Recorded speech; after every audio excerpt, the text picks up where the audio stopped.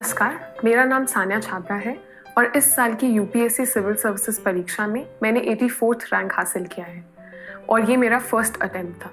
तो आज मैं आपके साथ डिस्कस करने जा रही हूँ कि मेरी मेंस रिवीजन स्ट्रैटेजी क्या रही थी उन 3 महीनों में जो आपको मिलते हैं प्रीलिम्स एग्जाम और मेंस एग्जामिनेशन के बीच में। तो उसमें कुछ चीज़ें जो मैंने फॉलो करी वो मैं आपके साथ डिस्कस करूँगी, पर हर कैंडिडेट की अपनी एक स्पेसिफिक स्ट्रैटेजी रहती है। तो मैं ये सजेस्ट करूँगी कि आई विल डिस्कस जो मेरे की एरियाज़ रहे थे, बट आप उसको अपने नीड्स और जो भी आपकी स्ट्रेंथ्स और वीकनेस है उसके अकॉर्डिंग आप उसे अकोमोडेट कर सकते हैं।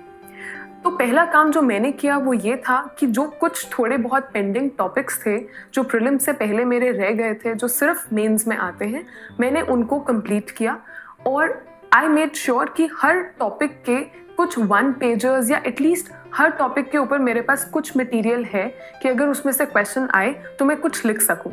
तो पहला काम ये किया कि जितने भी पेंडिंग टॉपिक्स हैं उसको मैंने कंप्लीट किया। सेकंड जो मैंने किया वो ये था कि मेरे ऑप्शनल और जीएस का जो बाकी सब्जेक्ट्स हैं उनके ऊपर बिल्कुल इक्वल फोकस रहा। अगर मैं 3 से 4 घंटे अपने जीएस पे लगा रही हूँ तो मैंने ये भी ध्यान रखा कि मैं रोज़ ऑप्शनल पे 2 से 3 घंटे उसकी रिवीजन पे या पेंडिंग टॉपिक्स कंप्लीट करने पे लगा रही हूँ। उससे ये फ़ायदा हुआ कि ऑप्शनल में जो मार्जिन है उसके चांसेस रहते हैं कि वो बढ़ जाएं। अगर आप जीएस के बार बार ये सोच के कि द नंबर ऑफ पेपर्स जो जीएस में आ रहे हैं वो ज़्यादा हैं, उस पर ज़्यादा फोकस करेंगे तो जो ऑप्शनल है उस पर टाइम अगर कम होता है तो चांसेस हो जाते हैं कि आप ऑप्शनल में कम स्कोर करें या अच्छा स्कोर ना कर पाएं। तो मेरा मानना ये रहेगा कि जहां जीएस के सारे सब्जेक्ट्स पे आप जितना फोकस कर रहे हैं उतना ही फोकस आप ऑप्शनल सब्जेक्ट पे भी रखें, जो बहुत आपके मार्क्स को सब्सटैंशियली अच्छे मार्जिन से आगे ले जाता है। तीसरा काम ये था कि मैंने अपनी पूरी रिविजन स्ट्रैटेजी को, जो सिलेबस है, उसको 4 भागों में बाइफिकेट कर दिया था। पहला जीएस 1, 2, 3, दूसरा एथिक्स, तीसरा एसे और चौथा ऑप्शनल सब्जेक्ट। जब मैंने ऐसा किया तो मेरा स्केड्यूल करना इजी हो गया और मैंने इक्वली चारों पार्ट्स पे फोकस किया। पर साथ में ये भी ध्यान रहे कि चारों पार्ट्स करते हुए आप करंट अफेयर्स को नहीं निगलेक्ट करें। तो जहाँ न्यूज़पेपर रीडिंग की इम्पोर्टेंस को हम ओवरलुक नहीं कर सकते हैं, वहाँ ये भी ध्यान रखना है कि स्टैटिक को भी आप अच्छे से रिवाइज करें और कंप्लीट करें। चौथा ये कि जितने ज़्यादा टेस्ट पेपर्स आप सॉल्व कर सकें उतना ही अच्छा, बिकॉज उससे 2-3 फ़ायदे होते हैं। पहला ये कि आपको पता चल जाता है कि 3 घंटे में बैठ के यूपीएससी के सारे आंसर्स कंप्लीट करना कैसा होता है। उसके लिए जो फिजिकल और मेंटल स्ट्रेंथ चाहिए वो आप डेवलप कर पाते हैं बार बार प्रैक्टिस करने से। दूसरा, आप क्वांटिटी और क्वालिटी जो पेपर में आंसर राइटिंग की है उस पे दोनों को बैलेंस करके चलते हैं।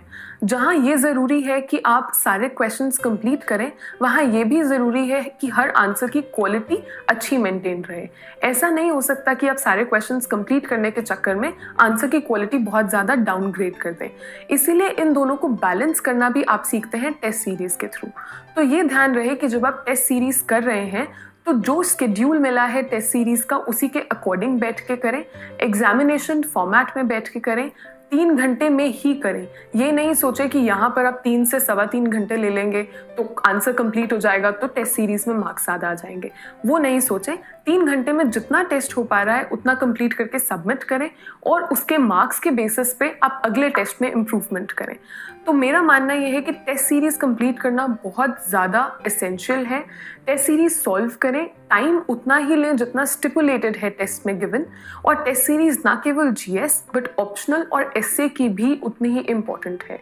तो test series, completion of pending syllabus, जो भी आपका कुछ टॉपिक्स रह गए हैं उसको कंप्लीट करें और फोकस इक्वल रखें ऑप्शनल और जीएस पे, और अपनी तैयारी को स्मार्टली शेड्यूल करें।